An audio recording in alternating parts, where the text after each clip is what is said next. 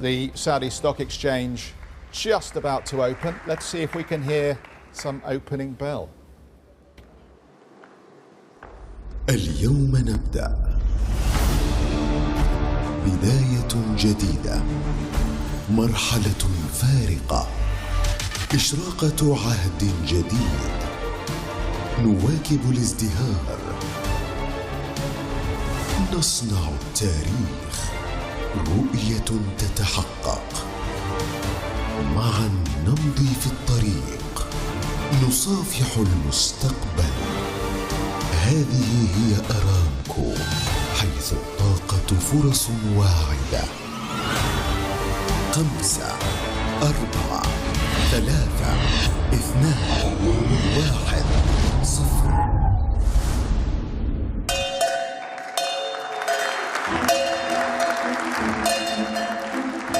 And there we go.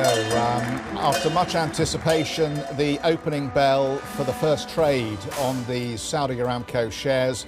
The opening price 35.2 rials against the price set at 32.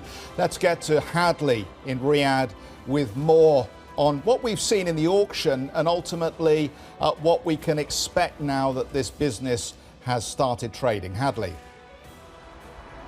Hey, good morning, Jeff. Just a couple of notes on who we just saw in the last couple of minutes speaking there in that pre-trade auction.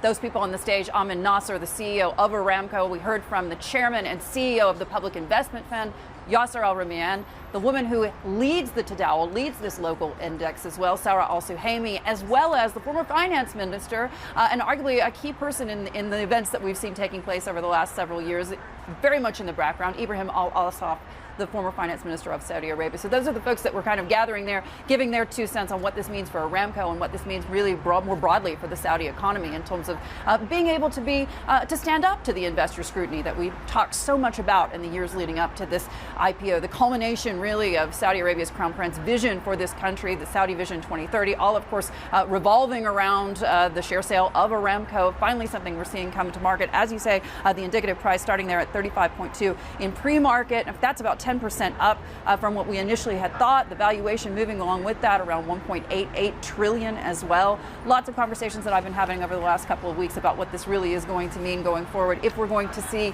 in fact, an international listing, particularly in Asia, maybe in the first quarter. That's been reported several times in recent days, and people I've been speaking to saying, hey, listen, this is a stock that we do believe is going to trade up. This is something that we think we could potentially get invested in the future. All eyes, of course, on Riyadh and how this all plays out later today, but certainly I've said it once and I'll probably be saying it again, the fact that you had as many as 5 million Saudi citizens buying into the retail subscription of this IPO, 13% of this country's population, does seem to suggest at least that right now, in spite of these lower oil prices and in spite of all of the questions surrounding the leadership, frankly, that we've seen from the Crown Prince over the last couple of years, against the backdrop of the Riyadh Ritz-Carlton incident, the murder of Jamal Khashoggi, the fact that the initial move to list this stock internationally had to be scaled back, those roadshows had to be sort of pushed out the window. This is really interesting, the fact that these Saudis seemingly very much willing to invest in what they see as the future of this country. Guys?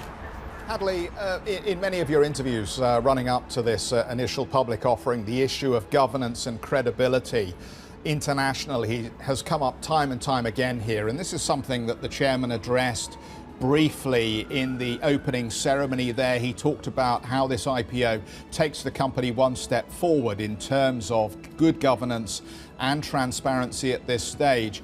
Your thoughts on that particular issue welcome at this point, because as you've made very clear, a real lack of international participation at this stage, and it does seem that before we see major international investors make commitments in further selling of shares in this business, there does need to be an opening up of the books to everybody.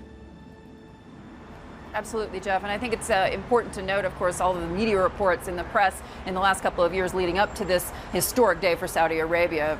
frankly, so many of the bankers on background talking about this. Of course, 25 banks involved in this IPO, 9 getting the bulk of the revenue off of it. What's interesting in terms of the fees, what's interesting about that is the fact that so many of the folks that I've spoken to over the last couple of years externally, these Western financial institutions in particular, are talking about the fact that once this is a stock that goes to market, there is no doubt that the company is really going to have to pony up when it comes to that transparency to get in line with international standards. And folks here telling me, frankly, from covering this story over the last 10 years, that the only way to galvanize Saudi companies, galvanize the government, in fact, to get in line with international standards was to make it really a zero-sum game, make it a part of the narrative that they really had no way to turn back here. Because one of the big issues for Saudi Arabia in the last few years in particular, post this Saudi Vision 23 or 2030, has been the fact that they were worried about execution here, right? Because they were worried about the fact that these were grand plans. They were going to hire all the best and the brightest when it comes to the financial sector, when it comes to the banks, when it comes to the multitude of consultants to bring in to tell them how to do it right. At the end of the day, it was going to have to be Saudis who were actually going to be executing all of these plans. And when I would ask folks on the sidelines, are they actually going to be able to turn the dial here and get this kind of thing done, get this transparency that they're going to need to present to the international community? We're not just talking about Aramco, we're talking about a bigger picture in terms of the economy, but also in terms of the political situation, the geostrategic situation as well. They told me that this is something that they're going to have to essentially force from the bottom up, or as we like to say here, from the top down. It's going to have to be a situation where there's no turning back, where they're going to be forced to do this because of the fact that they are now bound by these kinds of international standards. Hi, I'm Joanna Bersecci, and thank you for watching. You can check out more of our videos by clicking on the boxes on the screen. And don't forget to subscribe to our channel for more from CNBC International. Thank you for watching.